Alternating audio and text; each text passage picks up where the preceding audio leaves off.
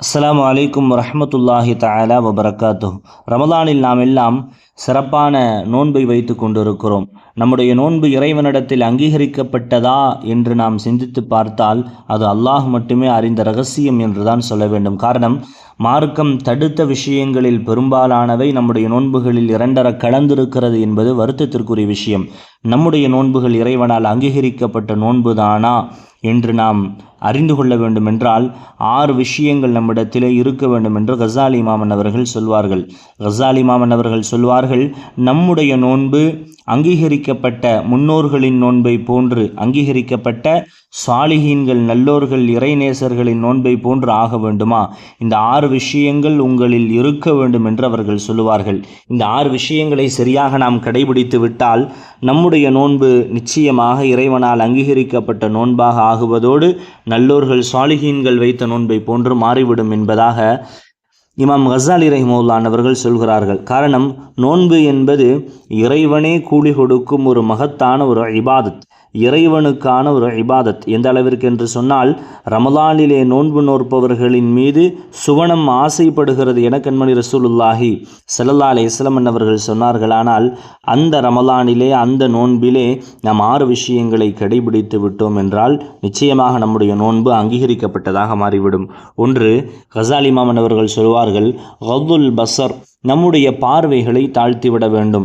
எதுவெல்லாம் மார்க்கம் தடை செய்திருக்கிறதோ, அது சினிமாவாக இருக்கட்டும், பாடலாக இருக்கட்டும், ஹராமான விஷயங்களை பார்ப்பதாக இருக்கட்டும், அத்துணைகளையும் விட்டு நம்முடைய பார்வைகளை தாழ்த்திவிட்டால் மட்டும்தான் நம்முடைய நோன்பு நல்லோர்களின் நோன்பாக மாறும். இரண்டாவது சொல்வார்கள், ஹிஃபுலுல் லிசான், நம்முடைய நாவை பாதுகாக்க வேண்டும்.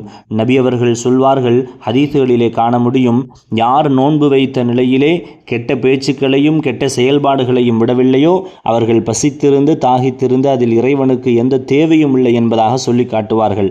ஆக நோன்பு வைத்த நிலையிலே தேவையில்லாத பேச்சுக்கள், மார்க்கம் தடுத்த பேச்சுக்கள், அடுத்தவர்களை பற்றி உண்டான பேச்சுக்கள் என்றெல்லாம் தேவையில்லாத பேச்சுக்களை நம்முடைய நோன்பிலிருந்தும் நாம் எடுத்து களைந்து விட்டால் மட்டும்தான் நம்முடைய நோன்பு சிறப்பான சாலிஹீன்களான நல்லோர்களின் நோன்பாக மாறிவிடும்.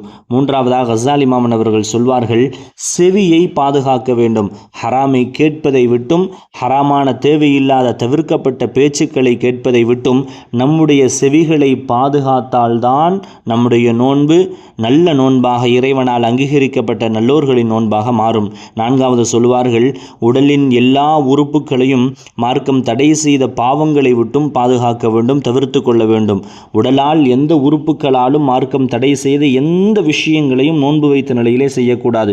பொதுவாக மேல் சொன்ன எல்லா விஷயங்களும் எல்லா காலங்களிலும் செய்யக்கூடாது. குறிப்பாக நோன்பு வைத்த நிலையில் ஒருவர் செய்கிறார் என்றால் அவரின் நோன்பு பயனளிக்காது என்பதுதான் உண்மை.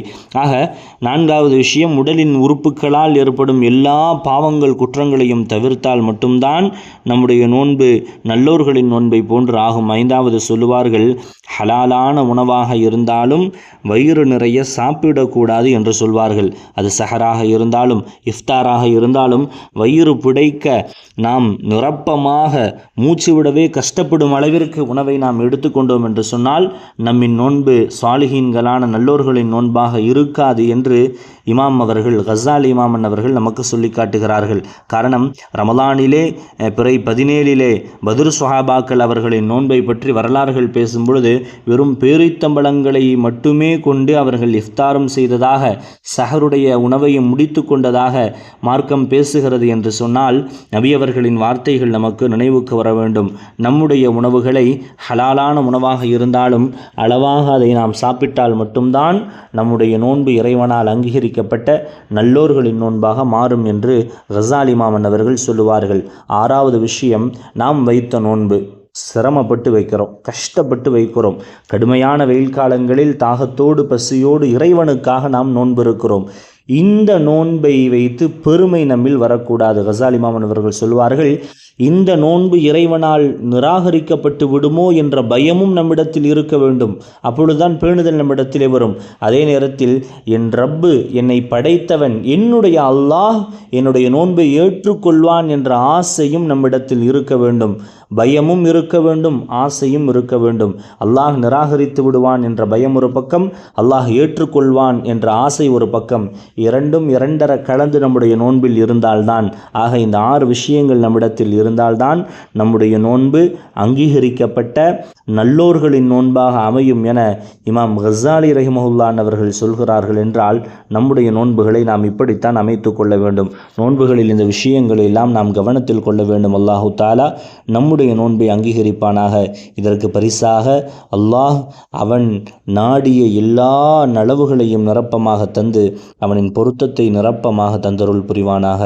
ஆமீன். வாஹிரு தஅவானா அனில் ஹம்துலில்லாஹி ரப்பில் ஆலமீன்.